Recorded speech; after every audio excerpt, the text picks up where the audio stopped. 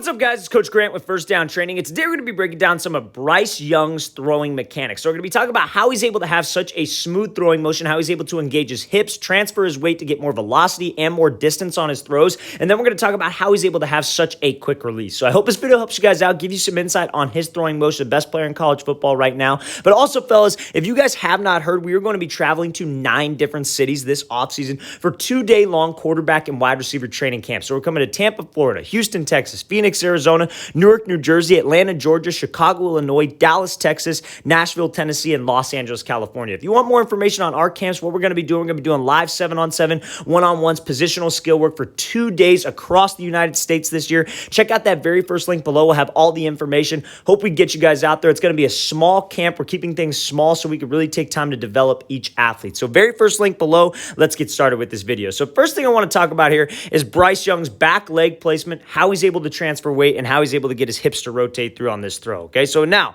I think this is probably the best position that you could be in when you're throwing a ball, because again, his feet aren't super narrow. Everybody loves to talk about like, oh, you want to make sure that this back leg's under your frame, but a lot of guys, when they do that, their feet get super close together. So you want to make sure as a quarterback that this back foot doesn't get too wide and it's just underneath your back shoulder. Reason for that is so you can ultimately drive your back knee through, aka get that front hip to open up. So playing quarterback, when you get to this position, you got about 70% of your weight on the back leg. Your upper body's shifted back. You look at guys like Tom Brady, Aaron Rodgers, they all get to this specific position. Now, the goal of this is to be able to take that weight from your back leg, that's 70%, and shift it to the outside of this front leg, because that's what will get your hips to rotate through. Everybody's probably seen Dak Prescott do that hip drill. That's what that's for. It's for weight transfers, to get your hips to roll into the throw before the football, almost like hitting a baseball, right? So you see when Young goes to transfer his weight, right? That's what allows the hip to open up. Anybody can try this. What you should do is try to stand with weight on your back leg and try to open up your hips. You can't do it. You can't open up your front hip with like 90% of your weight on your back leg. Now get 90% of the weight on your front leg,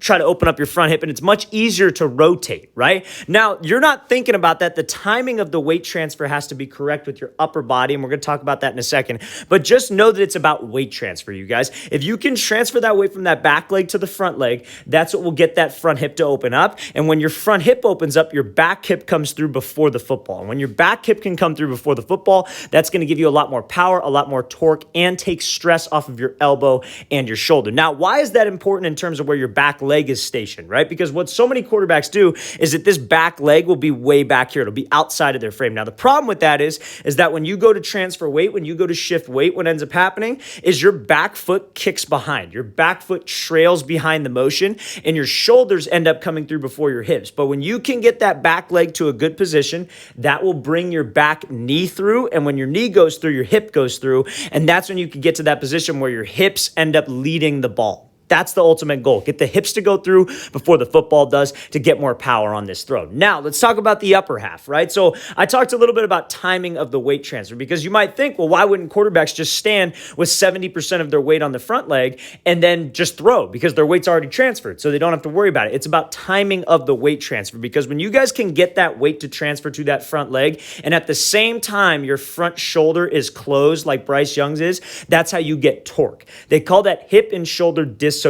So what does that actually mean? That's like in baseball or in golf, for example. When you take the baseball bat back, your front foot comes down, and then what do? You like pivot off that back foot, squish the back bug. I'm not a baseball expert, but your hips end up bringing the bat through, and that's where that bat speed comes from. Then like same thing in golf. You go back with the club, and then your hips in that weight transfer to the front leg bring the club through the motion, and you get that club speed. So to get that nice like whip with your arm, that arm speed, as people like to talk about, it's got to be from your hips, and it's got to be from this weight transfer, okay? So when he transfers that weight, the front hip is what brings the arm up. He takes this thing in this nice backstroke right here, and it doesn't have to be a perfect L position like a lot of people say. Just keep that front shoulder closed. Make sure it's closed and that front foot gets down. Now that weight transfer and that hip drive is what brings the arm up to this 90-degree angle, and that's what just provides that whipping motion to the throw. Now, This is the point that we want to get to. It's from the weight transfer, the hip drive. That's what will bring the arm through. Now, a lot of guys have a make or break situation right here with their front side. So their front side will either kill this throw and kill their accuracy, or it will help their throw, help their torque, and help their accuracy. So you want to think of your upper body as like it's on a midline, and they call that your spine, right? So what your front side does, your throwing side's going to do. So a lot of guys will do this exact same thing. They'll have a great lower half. They'll have a great weight transfer. Their hips will rotate through. But then this front elbow, this elbow right here, what will end up happening is they'll swing it down to their hip. And you know what happens when you're on that midline, your release gets pushed high. That's why a lot of guys lean out of the throw. That's why a lot of guys have a real high release point. But what Young does a great job of is just leaving that hand right by his collarbone. Some people like to say, oh, you want to bring your chest to your front hand. Like I've heard Tom Brady talk about this before. You want to bring your throwing shoulder, like your right shoulder, to your front hand. But anything to be able to stay square. And what do I mean by that? I mean that your shoulders and your hips are able to stay parallel to the target. That's the specific spot that we want to get to. And Young has that. This specific position, everybody throws the football different. Everybody takes the football back different. But this specific position right here is you see every NFL quarterback gets to this position. They get to that position where you're square, the hand pulls back to your chest. Look at Josh Allen.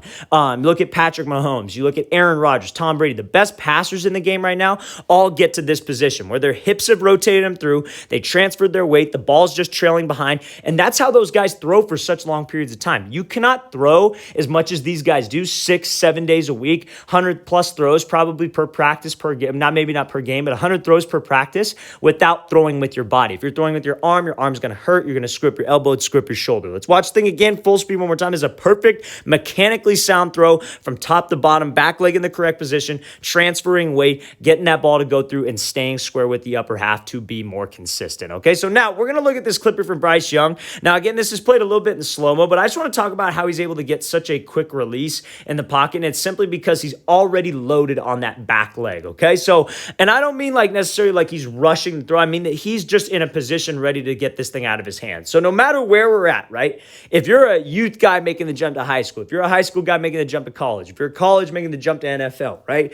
The thing is those throwing windows get smaller and smaller and smaller every single year you evolve in the game. When you go from freshman to varsity, all that. So as a quarterback, what I have to understand is I'm trying to do the best I can do to eliminate all wasted motion possible, right? So when you're in the pocket like this is where you get rid of wasted motion. So I want you to see how Bryce Young, when he's back here in the pocket, this back leg has weight on it. It's underneath his frame like we talked about, and he never moves this football. That ball is in a position. He's in a relaxed position. He's ready to throw it at any time because when that throwing window opens, we have to get the ball out of my hands.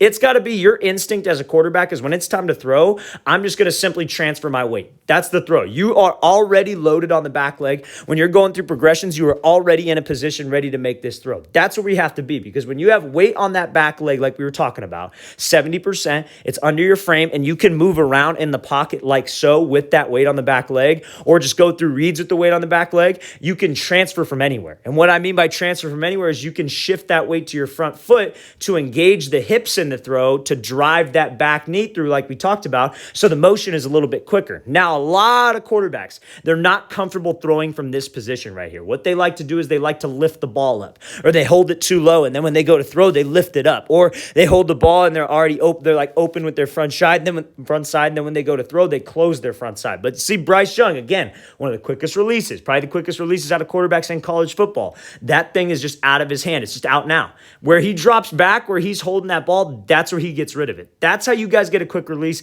That's how you guys eliminate wasted motion. You have to be preloaded on the back leg, already have that ball in a position to throw. And again, maybe it's not this specific position in the middle of his chest. Maybe it's a little bit higher. Maybe it's a little bit lower, but somewhere in that specific range, and you could just transfer your weight on a dime. The weight transfer from the lower half is what gets the ball out of your hands. It's a great job by Bryce Young going through progressions. Watch the thing again, full speed one more time. Great job having weight on the back leg, going through reads, already being loaded in the pocket, having weight on the back leg, and then transferring to get this thing out of his hands. One of the quickest releases in all of college football. Really excited to see how this guy plays out the rest of the year. All right, guys, we want to thank you for watching. I really appreciate it. If you guys have any questions at all, please don't hesitate to leave those in the comment section below. We'll get back to you as soon as I can. I always appreciate the feedback. Always appreciate the things you guys have to say. Helps me come up with new ideas for the channel. So like I said, I appreciate it. And again, fellas, if you're local to one of those 9 states that we were coming to this offseason, check out that very first link in the description below. Would love to have you out to one of our camps. I would consider it more of a clinic because we're only going to be having about 8 to 10 guys per position group per age. So it's going to be small numbers. We're really going to focus on coaching the athlete,